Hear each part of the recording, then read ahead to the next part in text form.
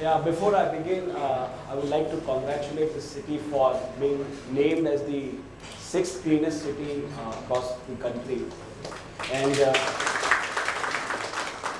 so before I actually start talking on a presentation, I would like to use a very beautiful quote, which I generally use when I talk on markets, life, or philosophy.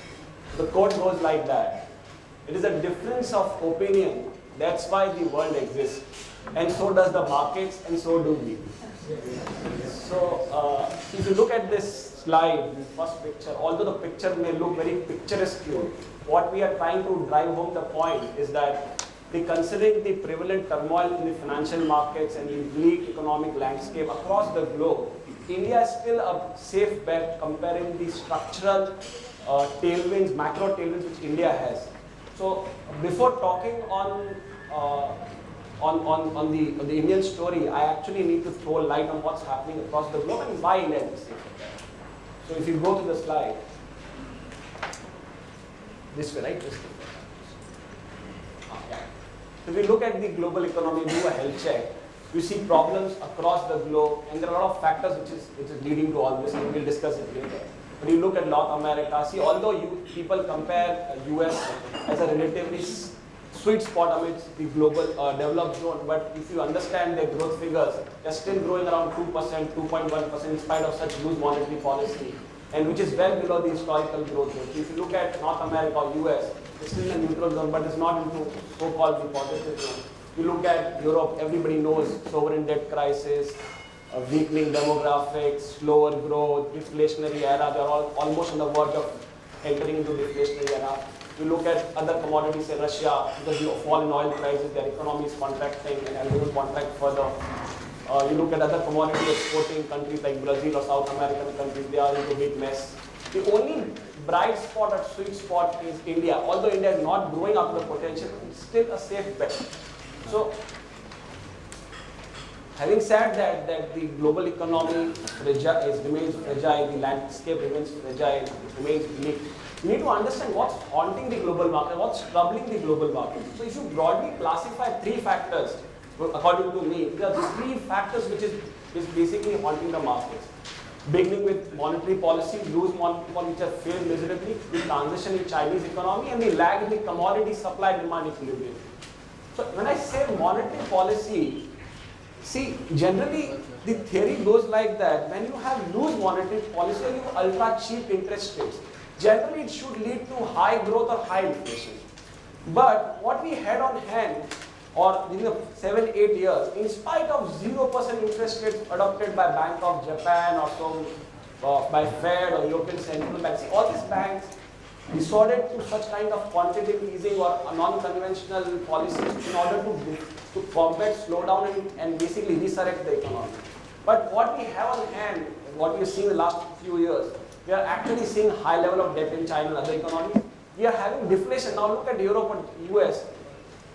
If you look at their inflationary scenario, Europe, ECB has an inflation target of 2% for last couple of years. Now their CPI number comes at 0.2, 0.3%.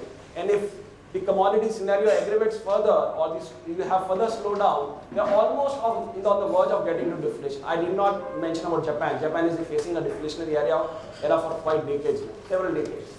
And US, we talk about, although they are boasting about their employment, the unemployment dipping from 9% to 5%, they are hardly having any wage growth.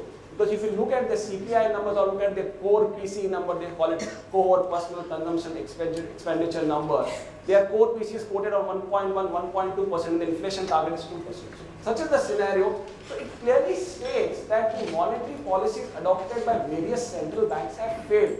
In fact, in December and January, the negative interest rate policy adopted by Japan and Europe clearly states dire straits where central banks are running out of ammunition in order to basically combat the problem of deflation. So such is the sorry state of affairs. So such things where markets are actually realized, because post 2008 when they adopted all this loose monetary policy, markets rallied hoping that you're going to see revival in demand, revival in growth, but this has not come. So markets are factored in this fact. So this is the new normal, but markets are not normal with this. Where China is itself trying to bring a transition where for 2 or 3 decades, were basically dependent on government spending, where government used to spend on roads, bridges, and etc., etc., and then it led to huge growth. Generally, a matured economy relies on consumer spending. Talk about US, Japan, China, sorry, except China, India.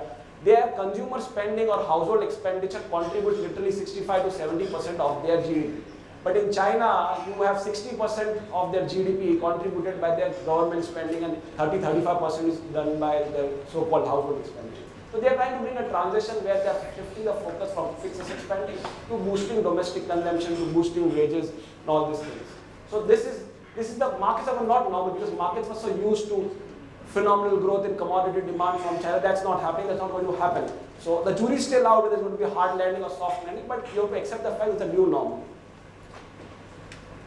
The other factor which is also troubling the market, as everybody's talking, fixated with the oil prices, because the current scenario is unprecedented. Generally what happens, when you see a sharp fall in any commodity price, you will always see appropriate supply side response. You talk about any 1970s, 50s, whenever you have seen sharp fall in oil in commodity prices, you always see that. But currently what's happening, so generally when the prices fall, the supply should fall, because at a particular level, if the prices go below the production cost curve, there is no incentive to produce. There is less incentive to produce. At a lower cost, at a given point of time, also actually intense incentivized to consumer, provided that when commodity prices go lower, input costs go lower, and you see subtle or slow, gradual recovery in economy, you see that. But at the current juncture, what is happening, prices are falling, you are not seeing appropriate supply side response, demand growth remains stagnant. So this is the problem which is troubling the global markets. Needless to say, if you look at all the indicators, talk about PMI, GDP growth, I already mentioned about inflationary scenario, where Europe is almost on the verge of deflation. The US is not able to attain its inflation target. The PMI clearly indicates all the manufacturing activity across the globe is in contraction rate. I think you guys will be well versed with the so-called PMI numbers. Any reading below 50 denotes contraction. You look at PMI for China, US, UK, Eurozone, it clearly says clearly. GDP growth, as I said, hardly Europe is growing. China from 9% or 10% GDP growth has come down to 6.9%. People are calling for growth to come to 6.5, to come to 6.3, the jury is still out. So, having said about the global scenario, and you compare Indian picture vis-a-vis, I think India, we are well placed. Why? Because you see, few years back, 3-4 years back, we were actually stuck in a vicious. We are slowly coming out of this problem where I don't like the political side, but when we had the UPA regime, we had such trouble when we were stuck in the currency crisis. See, although rupee has been falling, but if you understand rupee's resilience against the emerging market currencies, although we have fallen this month, this is January, February, if you look at last 1.5 2 years, rupee has exhibited impressive resilience. Because if you compare any other Brazilian real or any other commodity export economy or any emerging market currencies, they have actually witnessed sharp decline when compared with India. So moving to other points, we have actually moderated the inflation side, interest rate trajectory is coming down, the growth was slowing. If you look at the old GDP numbers, although it's very controversial thing where people may not buy this argument, but I'll actually delve into the detail. So our growth has actually improved, where we are growing at 5.6 or 6% GDP, around 6%, now we come to 7. For this year, the forecast are 7.6%. So fiscal deficit moderated. We are not at least hearing now scams at the central level, financial scam, policy paralysis. Still, the reforms are not still happening, but I think we have to still keep the faith. So investment cycle, we are still neutral. There are a lot of announcements, but execution is still taking much, and hopefully shall happen. Current account deficit is definitely moderate thanks to falling oil prices, falling gold prices. So this clearly tells us that we at least coming on a vicious circle. And these are the structural macro tailwinds, and India is definitely a better picture because we are less reliant on exports. Our household consumption contributes a huge quantum of GDP. It's a good sign. Because generally you should cater to domestic economy. It's a very sustainable model of growth. Urbanization, everybody knows, I think it's not news. We are a fast-growing city, a rural country, people are shifting from rural to urban. So that will always guarantee your demand for infrastructure, roads, bridge. And all this demand will actually, eventually, the longer and absorb the GDP growth numbers. India is a young nation. We have a highly productive population. That is also a so-called structural macro tailwind. Now, why I say India is basically relatively well poised when you look at the global landscape. Things can deteriorate further on the global side. I think we can still have more, but we are well placed.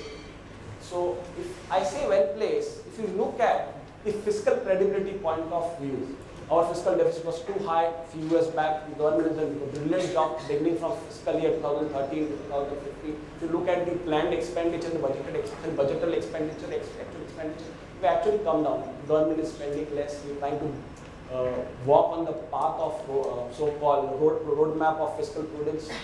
And economic growth, now the government is using a new terminology called GVA, gross value added, and previously used to look at a GDP. So there are different methodology. I will not go into that because I'm not an economist. So anyway, so what I'm trying to say, there are a lot of people who are skeptical about the so-called 7.6% or 7.5% GDP growth rate, where China itself is going at 6.9 or 6.8, or eventually they'll go down to 6.5%. Because what I understand, if you actually dissect into all these things, there is some concurrence with your GDP numbers with IIP and bank credit. Now let's look at your IIP for this year. Now IIP number for this year, that is FY16, is forecasted to grow at 3.8%. And our GDP is now forecasted to grow 7.4%, or 7.6%. 3 years back, that is FY12, your industrial IIP grew at 2.8%. That was 100 basis points lower than the current growth rate. And that time, as per the old data series, old GDP methodology, our GDP grew at 6.7%. Now you go 2 years further back, go years back. During FY10, during the old methodology, our GDP grew at 8.6%. And at that time, our IIP numbers grew at 5.3, that is 150 basis points more than that. So if you try to draw a correlation between IIP and GDP numbers, 7% growth or 7.2, 7.3 is still realistic, it's not unrealistic. And if you look at, IIP is the fastest in this year, it's fastest in 5 years. You look at the bank credit growth has grown to 5 years. So that also tells you that overall, the underlying there is some improvement. Although we are not growing the potential. Our potential is, everybody says 8 or 9%, 8.5%, we are growing 7%. We are below potential, but it's not depressing. Scenario is not depressing when you compare with what's happening, as I said, with China or that Middle East as well. Now with oil prices falling lower, even they are bearing the brunt of so-called economic slowdown. So across the globe there is pain, but India is well called a sweet spot, a bright spot, whatever you call it. Now, as I said, inflation is moderated because if you look at our inflation target for this next year is 5% CPI, the retail inflation. But if you compare the historical standard from a fiscal year 7 to 2014, our average inflation was 9%. From 9%, the retail inflation. Now, nobody looks at WPI. Retail inflation has come down from literally 400 basis points. We have come down. If you look at the fiscal deficit, you combine the fiscal deficit. Now, the central deficit is so-called, the target for this year is 3.9%. But if you look at 4%, so the combined state and central deficit is 6.5%. It is 100 basis points below the long-term last 20-year average. So the 20-year average fiscal deficit is 7.5%. Now we are at 6.5%. There's an improvement on that front as well. I think I'm repeating the same thing. The current account deficit is Indian rupee is resilient, relatively. The interest rate trajectory is softened. We had a 125 base cut in the repo rate in the last calendar year. Although there's not a huge transmission, but there's a lag effect, I think eventually that will take place. This year we are not that optimistic because the central bank is not sure. The central bank has clearly put the ball in the government's court, where they've clearly stated that if you're able to strike a balance between fiscal prudence and growth, then it can give you a more leeway for the cut in the repo rates on the interest. But I think eventually it will moderate. We may come down to 6.25, 6% repo rate. That will actually, to an extent, will try to boost the corporate earnings, where the scenario at the current juncture is still dismal. So we are hopeful things will improve. So a lot of variables which are talked are actually talking of India as a relatively better story.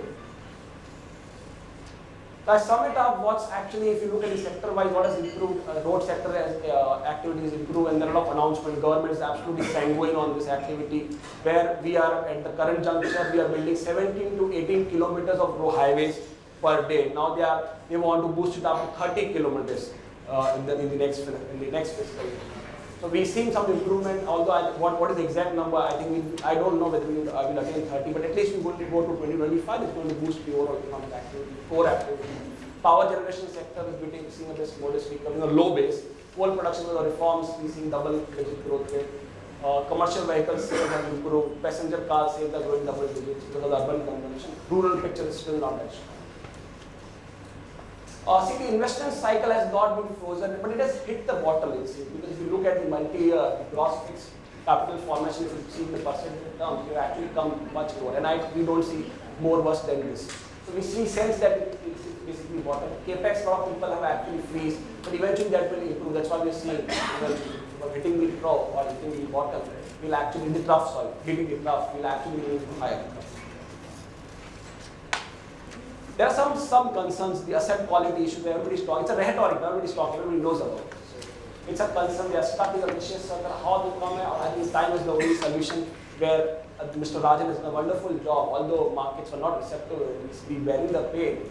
But the process is basically cleansing everything, and with a lot of provisions for NPAs, I think for next few quarters the pain will remain. We'll see a big dent on their earnings.